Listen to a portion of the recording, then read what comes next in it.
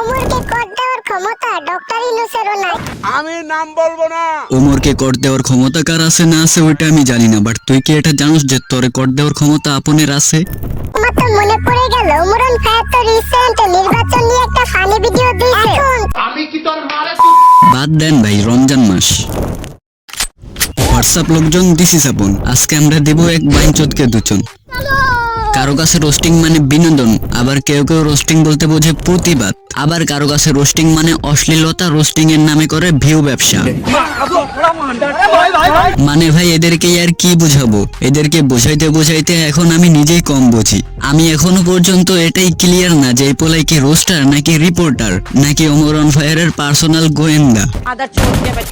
এই রোস্টিং করে না কি করে ওইটা আমি জানি না, কিন্তু এর ভিডিওর শুরু থেকে শেষ পর্যন্ত আমি শুধু একটা কথাই শুনতে পাই, ওমর অন ফায়ার তো রিসোর্টকে। একটা চ্যানেল দেখতে পারতেছো যে চ্যানেলের নাম রোস্টার উইজার্ড নাহিদ, বাট এর রিয়েল নাম নাহিদ লাল। এখন কথা হলো নাহিদ লাল কিভাবে হলো? মানে একদিন মুরগি চুরি করার টাকা দিয়ে গাঞ্জা খাইতে গেছিল, আর ধরা খাওয়ার পর পাবলিক তার পিছন মাইরে দিছে, যার কারণে তার পাছা লাল হয়ে গেছে। যেহেতু তার পাছা লাল, ওই থেকে হইলো তার নাম নাহিদ লাল।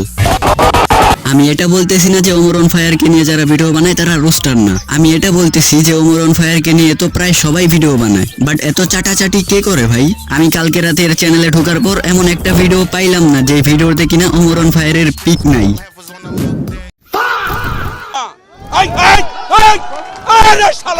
ভাই মানুষ তো মাঝে মাঝে থাম্বেলে নিজের পিএনজিটাও লাগায় না, বাট এই পোলার এমন কোনো থাম্বেল নাই যেখানে ওমর অন ফায়ারের পিক নাই। যদি থাইকেও থাকে এরপরও আমার চোখে এখনো পর্যন্ত পড়ে নাই। ভাই আমার কথা হলো এইটা, তুই যদি রোস্টার হোস তাহলে রোস্টিং ভিডিও কর, বাট ভিডিওর ভেতরে এসে এত ওমর ওমর কেন দুচাস রে ভাই? এখন প্রত্যেকটা ভিডিওতে ওমর অন ফায়ারকে নিয়ে আসার কারণে যে আমি এর রোস্ট করতেছি, এই জন্য তোমরা আবার কেউ মনে করো না যে আমি ওমর অন ফায়ার রে হেট করি। ওমর অন ফায়ার রে আমারও পার্সোনালি খুব ভালো লাগে, বাট ওমরের নাম নিয়ে ভিউ কামানোর কি মানে? ভাই আমি এখনো পর্যন্ত এটাই বুঝতেছি না যে এটা কোন ধরনের রোস্টিং ভিডিও ভাই।